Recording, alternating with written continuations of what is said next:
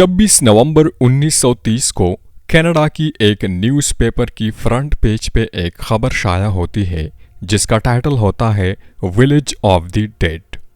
इस खबर ने पूरे कनाडा में खौफ की एक लहर दौड़ा दी क्योंकि नॉर्थ कनाडा में एक पूरा कबीला रातों रात बिना किसी निशानात के कहीं गायब हो चुका था।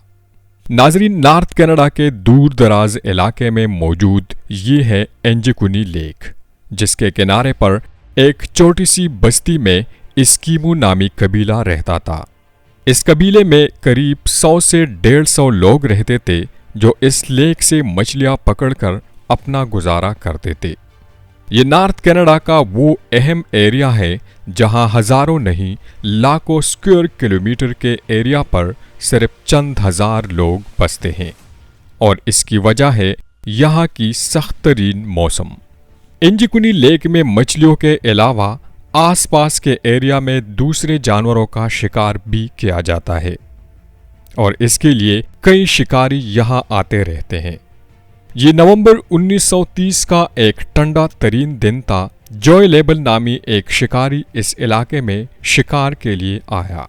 शिकार में वो इस कदर बिजी हो गया कि उसे पता ही नहीं चला कि कब अंधेरा हो गया। उसकी जहन में एक आइडिया था कि वो पहले की तरह एंजिकुनी लेक के किनारे एस्किमो नामे कबीले में जाकर रात गुजार लेगा। इस कबीले के लोग बाहर से आए हुए लोगों की खुशामद के लिए काफ़ी मशहूर थे। जॉय लेबल ने अपना सामान बांधा और एस्किमो की तरफ कदम बढ़ाने लगा। ये एक चांदनी रात थी, लेकिन दूर दूर तक बिल्कुल खामोशी छाई हुई थी। ना ही कोई शख्स नजर आ रहा था और ना ही किसी की आवाज। वो सिर्फ अपने कदमों की आवाज सुन पा रहा था। हालांकि जॉय पहले भी ऐसा कर चुका था, लेकिन आज कुछ न कुछ एबनॉर्मल जरूर था। वैसे नॉर्मली जब भी इसी बस्ती के करीब जो पहुंचता तो कुत्तों के भौंकने की आवाजें आने लगती थी जो कि बस्ती वालों ने पाल रखे थे। लेकिन आज के दिन बस्ती के करीब पहुंचने पर भी सिर्फ वीरानी और सन्नाटा था। ये सब महसूस करते हुए जो ने अपने कदमों की रफ्तार को बढ़ा दिया। उसको लग रहा था कि शायद गांव वाले सो रहे हैं या फिर कहीं गए हुए हैं। अब दूर से ही वो बस्ती के खेमे भी देख रहा था जिससे धुआं उठता हुआ दिखाई दे रहा था, लेकिन करीब पहुंचने पर भी उसको किसी की आवाज सुनाई नहीं दी। फाइनली जब जॉय लेबल इस बस्ती में दाखिल हुआ तो ये देखकर हैरत ज़दा रह गया कि यहाँ पर ना कोई इंसान और ना ही कोई जानवर मौजूद था। जॉय लेबल के लिए हैरानी की बात ये थी कि कुछ घरों के ऊपर से धुआं उठते हुए दिखाई दे रहा था कि जैसे उसके अंदर कोई मौजूद हो। वो रैंडमली एक एक खेमे में गया, लेकिन वहाँ भी कोई मौजूद नहीं था और ऐसा ही हाल सारे खेमों का था। शायद जॉय लेबल ये मंजर देखा अनदेखा करके वहाँ से चला जाता, लेकिन एक चीज़ ऐसी थी जिसने जॉय लेबल की और ज़्यादा परेशानी में डाल दिया। कुछ घरों में खाना पकाने वाले बर्तन चूल्हे के ऊपर मौजूद थे, लेकिन उनमें खाना जल चुका था। यानी किसी ने रात के लिए खाना बनाने के लिए रखा तो था, मगर वो खा ना सके। यहाँ तक कि बस्ती के औरतें जो कपड़े सिलाई करती थी वो कपड़े भी वहाँ मौजूद थे और सुई में धागा भी डला हुआ था।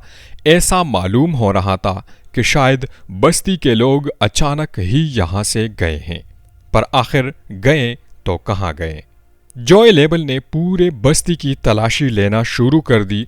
उसने देखा कि जो कुत्ते कबीले वालों ने पाल रखे थे उनके गले में रस्सी बंधी पड़ी थी, लेकिन कुत्ते भूख से मर चुके थे। हालांकि कुत्तों के सामने खाना भी मौजूद था, पर उनको खाना देने वाला कोई इंसान वहां मौजूद नहीं था। एक जगह पर उसको एक कब्र खोदी हुई दिखाई दी। उस कब्र को देखकर ऐसा मालूम हो रहा था कि उसे खोदे हुए ज्यादा टाइम नहीं हुआ है। ये सब देखते हुए जॉय लेबल की परेशानी में और खौफ में मजीद इजाफा हो चुका था। वो रात के वक्त अकेला ये सारा मंजर देखकर काफ़ी घबरा चुका था। यहाँ के लोग जब कहीं भी चले जाते تو اپنے ساتھ اپنے کتے کو ضرور رکھتے، لیکن یہ سب دیکھ کر ایسا معلوم ہو رہا تھا کہ شاید یہاں کچھ عجیب ہوا ہے، کوئی ایسی انہونی ہوئی ہے جس نے لوگوں کو اچانک کہیں جانے پر مجبور کیا ہے، اتنا مجبور کہ وہ اپنے کتوں کو بھی چھوڑ گئے، کپڑے، کھانا اور جلتی ہوئی آگ کو بھی بجھا نہ سکے۔ جوئے لیبل یہ سب دیکھ کر زیادہ دیر برداشت نہ کر سکا اور جلد از جلد قریبی ٹیلی گراف آفس پہنچ گیا۔ وہاں سے اس نے رائل کینیڈین ماؤنٹڈ پولیس کے کیمپس پر رابطہ کیا اور ان کو آنکھوں دیکھا حال بیان کر دیا۔ پولیس جب گاؤں پہنچ گئی تو جوئے لیبل نے جو بتایا تھا وہ سچ ثابت ہوا۔ پولیس کو شک ہوا کہ شاید یہاں کسی نے حملہ کیا ہے اور بستی والوں کو مار دیا ہے، لیکن اگر ایسا ہوتا تو بستی میں کہیں تو خون کے نشانات ملتے، خون نہ ہوتا تو مار داڑ کی وجہ سے سامان ہر طرف بکھرا ہوا ہوتا۔ پولیس نے فوراً گاؤں والوں کو ڈھونڈنے کے لیے ایک سرچ آپریشن کا آغاز کر دیا۔ اس آپریشن میں ایک بہت ہی انوکھی چیز دیکھنے کو ملی جو شاید جو نے بھی نوٹ نہیں کی تھی۔ ساری بستی برف سے ڈھکی ہوئی تھی، لیکن برف پر کسی کے پاؤں کے نشانات نہیں تھے۔ وہاں صرف ایک ہی شخص کے پاؤں کے نشانات تھے جو کہ جوئے لیبل کے اپنے ہی تھے، یعنی اگر اس بستی میں جو کے علاوہ کوئی آیا ہی نہیں اور کوئی گیا ہی نہیں تو بستی والے گئے تو کہاں گئے؟ انجیکنی لیک کے اوپر بھی برف جمی ہوئی تھی اور بستی والوں کی کشتیاں زمین پر کڑی تھی، کیونکہ اس موسم میں مچھلیوں کا شکار نہیں ہوتا، اسی وجہ سے کشتیوں کو زمین پر کھینچ کر پار کر دیا جاتا تھا۔ اگر تو بستی والے لیک میں تیر کر کہیں جاتے یا ان کو کسی نے مار کر لینگ پھینک دیا ہوتا تو لیک کے اوپر برف کی لہر کہیں نہ کہیں سے ضرور ٹوٹی یا بکھری ہوئی ہوتی۔ پولیس کو انویسٹیگیشن میں یہ بھی معلوم پڑا کہ یہ لوگ جو کہ یہاں آنے سے 8 دن پہلے ہی غائب ہو چکے تھے، کیونکہ کتوں کی موت 1-2 روز بھوکا رہنے کی وجہ سے نہیں ہوتی، اور گھروں سے نکلنے والا دھواں اس بات کی نشاندہی کرتی تھی کہ ان کو یہاں سے گئے زیادہ عرصہ نہیں گزرا ہے، کیونکہ یہ وہ دھواں تھا جو لکڑیاں بجھ جانے کے بعد بھی کافی دیر تک نکلتا رہتا ہے۔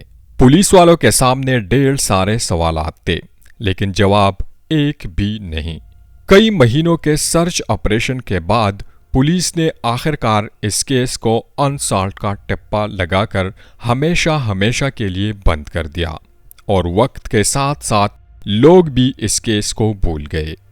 اس واقعے کی پورے 50 سالوں کے بعد 1984 میں راگر بور اور نائگل بلنڈل نامی رائٹرز نے ایک آرٹیکل لکھا اور اس پورے معاملے کو ایلین سے جوڑنے کی کوشش کی۔ انہوں نے اپنے آرٹیکل میں بتایا کہ جب وہ لوگ اس ایریا کو ایکسپلور کرنے انجیکنی لیک کے پاس گئے تو انہیں وہاں ایک شکاری اور اس کے 2 بیٹے ملے۔ انہوں نے بتایا کہ اکثر انہوں نے جھیل کے اوپر اڑتے ہوئے کچھ آبجیکٹس دیکھے ہیں جن کی شیپ مختلف ہوتی تھی، اور وہ بھی اسی بستی کی طرف اڑ رہے تھے جہاں اسکیمو ٹرائب رہتا تھا۔ اس سٹوری کو بیس بنا کر یہ بتایا گیا کہ شاید اس رات ایلینز اترے تھے اور بستی میں موجود سبھی لوگوں کو وہ اپنے ساتھ لے گئے۔ ایلینز کی موجودگی اور ان کے حملے کا ان دونوں رائٹرز کے پاس کوئی بھی ٹھوس ثبوت نہیں تھا، اسی لیے زیادہ تر لوگوں نے اس پر یقین نہیں کیا اور اس تھیوری کو ریجیکٹ کر دیا۔ اس کے بعد کئی لوگوں نے اسکیمو قبیلے کی گمشدگی کے بارے میں الگ تلگ کہانیاں بنانا شروع کر دی، لیکن حقیقت یہ ہے کہ اس واقعے کو 100 سال ہونے کو ہے، مگر آج تک اس سوال کا جواب کسی کے پاس بھی نہیں کہ آخر انجیکنی لیک کے بستی کے لوگ بنا کسی نشانات کے چلے تو کہاں چلے گئے۔ اسکیمو قبیلے کے غائب ہونے کا معاملہ آج تک ایک مائسٹری بنا ہوا ہے۔